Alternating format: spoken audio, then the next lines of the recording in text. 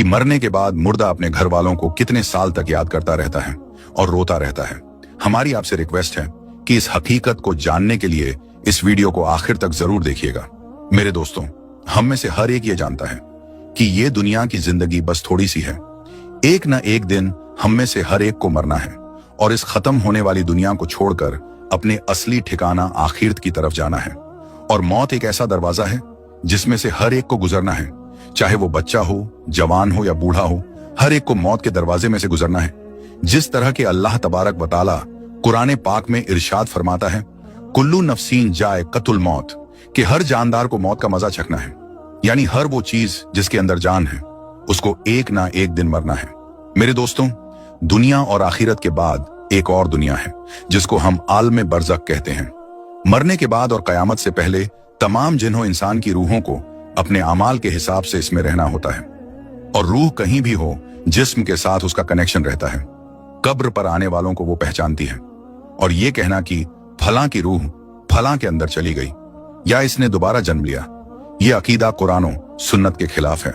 हदीस शरीफ में आता है कि जब मुसलमान मरता है तो उसके रास्ते खोल दिए जाते हैं कि जहां चाहे वो चला जाए।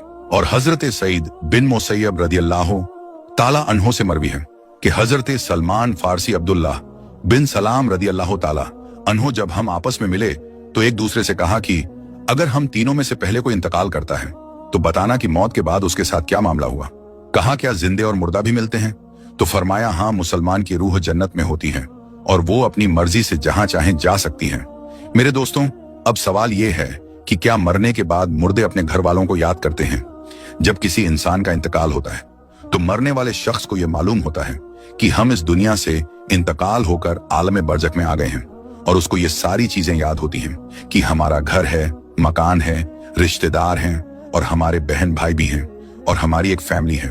और यहां तक कि जब इस मुर्दे की रूह निकल जाती है और उसको दफनाया जा रहा होता है तो फिर उस वक्त वो मुर्दा अपनी आंखों से सारी चीजें देख भी रहा होता है।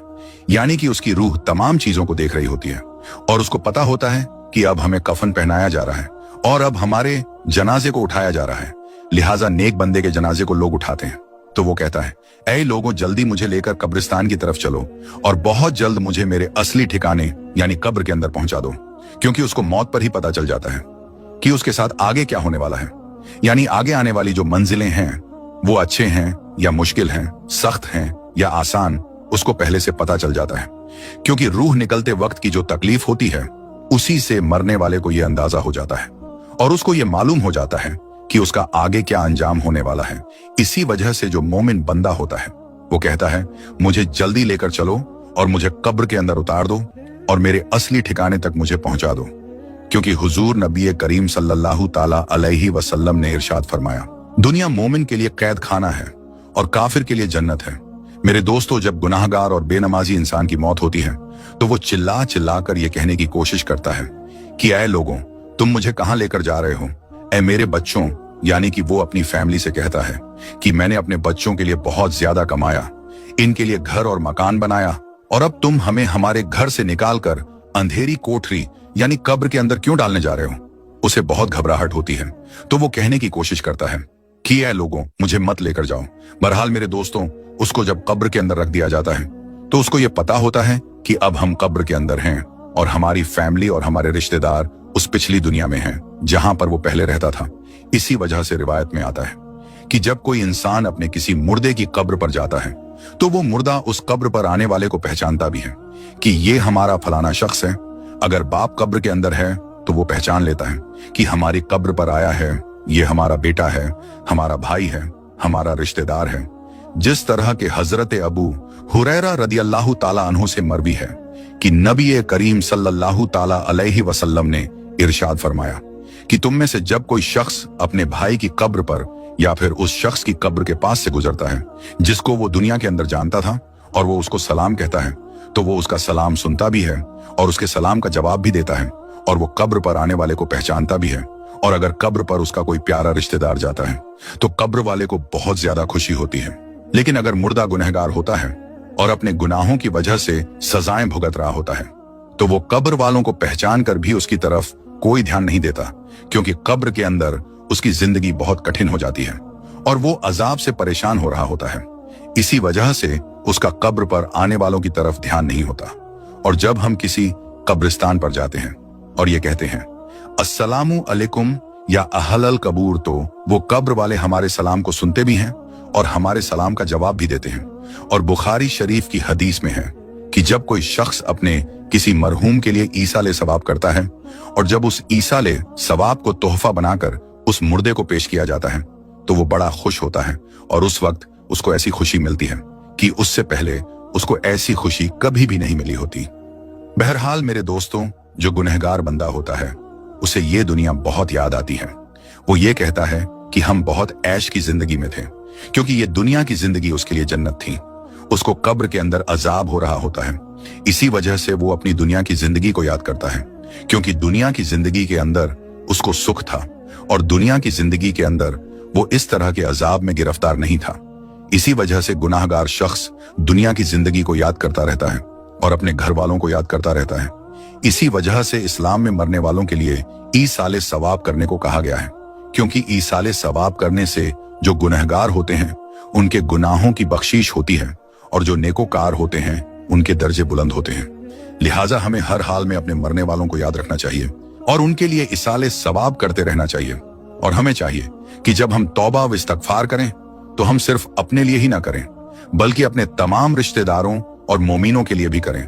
और मेरे दोस्तों, जो नेक बंदा होता है वो दुनिया की जिंदगी को याद नहीं करता, क्योंकि दुनिया की जिंदगी उसके लिए कैद खाना थी और उसके लिए कब्र की जिंदगी यानी कि आलमे बरज़ख की जिंदगी जन्नत होती है, क्योंकि उसके लिए कब्र में जन्नत का बिछौना बिछा दिया जाता है और उसको जन्नती कपड़े पहना दिए जाते हैं और उसकी कब्र को जन्नत के बागों में से एक बाग बना दिया जाता है और उसके कब्र में जन्नत की खिड़की खोल दी जाती है, जिससे जन्नत की खुशबुएं कब्र के अंदर उसको महसूस होती हैं और नेक बंदा बड़ी ही राहतों और सुकून में होता है।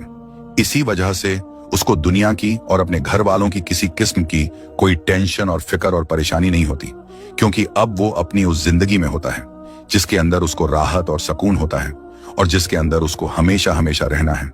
और वो उसी में खुश होता है, क्योंकि वहां पर उसको किसी किस्म की कोई दुख, परेशानी और तकलीफ नहीं होती, बल्कि उसके लिए राहतें ही राहतें होती हैं। और जो गुनहगार बंदा होता है उसको ये दुनिया बहुत याद आती है और वो कब्र के अजाबों से बहुत परेशान होता है। बहरहाल मेरे दोस्तों, जो असल चीज है वो अमल है। जिस तरह के अल्लामा इकबाल कहते हैं कि अमल से बनती है जिंदगी, जन्नत भी और जहन्नम भी।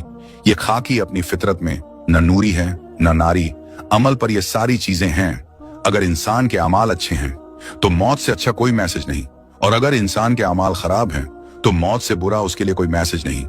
इसी वजह से अल्लाह तबारक व तआला कुरान पाक में यूं इरशाद फरमाता है, तर्जुमा तुम अपने रब से गिड़गिड़ाकर और आहिस्ता दोनों तरीकों से दुआ किया करो, बेशक वो हद से बढ़ने वालों को पसंद नहीं करता। और नमाज जनाजा के हवाले से हुजूर नबी करीम सल्लल्लाहु ताला अलैहि वसल्लम का इरशाद है, जो किसी मैयत की नमाज जनाजा 40 मोमिन पढ़े हैं तो अल्लाह तबारक व तआला उस मैयत के लिए उनकी दुआओं को जरूर कबूल फरमाता है।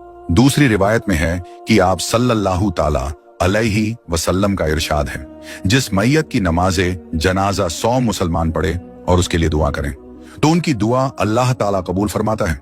और इमाम इब्ने कय्यिम रहमतुल्लाह अलैह इरशाद फरमाते हैं कि नमाज जनाजा का मकसद मैयत के लिए दुआ करना है, लिहाजा कब्र के पास खड़े होकर मैयत के लिए मगफिरत की दुआ करनी चाहिए। जिस तरह के हजरत अब्दुल्लाह बिन उमर रदियल्लाहु ताला अन्हु से रिवायत है कि नबी करीम सल्लल्लाहु ताला अलैहि वसल्लम जब मैयत को कब्र में रखते तो फरमाते बिस्मिल्लाहि व अला सुन्नती रसूलिल्लाहि सल्लल्लाहु ताला अलैहि वसल्लम, यानी कि अल्लाह तबारक व ताला के नाम से और रसूल अकरम सल्लल्लाहु ताला अलैहि वसल्लम के तरीके पर। और हजरत उस्मान बिन अफ़्फ़ान रदियल्लाहु ताला अन्हु की रिवायत है, वो कहते हैं कि जब रसूलुल्लाह सल्लल्लाहु ताला अलैहि वसल्लम मैयत को दफनाकर फारिग होते तो कब्र पर खड़े होकर फरमाते अपने भाई के लिए मगफिरत की दुआ करो, इसीलिए कि अभी इससे सवाल किए जाएंगे।